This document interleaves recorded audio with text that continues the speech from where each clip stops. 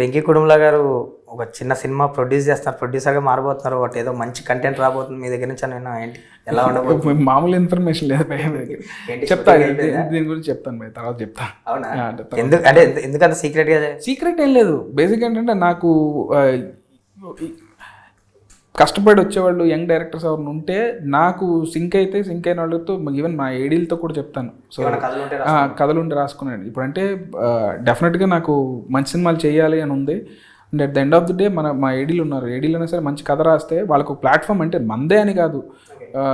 ఇప్పుడు రవి గారికి చెప్పడం, యువి వంశీ అన్న చాలా క్లోజ్, వంశీ అన్నకి చెప్పడం, అలా ఎవరో ఒకళ్ళు చెప్తారు. ఎందుకంటే ఫస్ట్ ఆఫ్ ఆల్ మంచి టాలెంట్ రావాలండి, దానికి యాక్సెస్ వస్తే బెటర్, వాళ్ళకి వస్తే అనేది నా ఉద్దేశం. సో మీ టీంలో పర్సన్తో చేస్తుంది? లేదు, నాకు ఎప్పటి నుంచో తెలిసిన మనిషి మహేష్ అని, మన ఒక చిన్న ఫ్యామిలీ స్టోరీ సినిమా చేశాడు, అదే సిరీస్ చేశాడు కదా.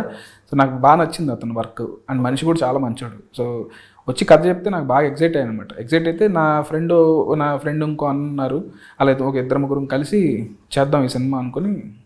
సో మంచి విషయం కదా, ఎంకరేజ్ చేస్తారు. బట్ మీరు ఎందుకు అదే టైం గురించి వెయిట్ చేస్తారు అంటే? లేదంటే ఇప్పుడు ఎందుకు ఒక మంచి సందర్భంలో చెప్దాంలే అని అనుకున్నాను. యాజ్ ఎ ప్రొడ్యూసర్గా కూడా ఆల్ ది బెస్ట్, డైరెక్టర్గా.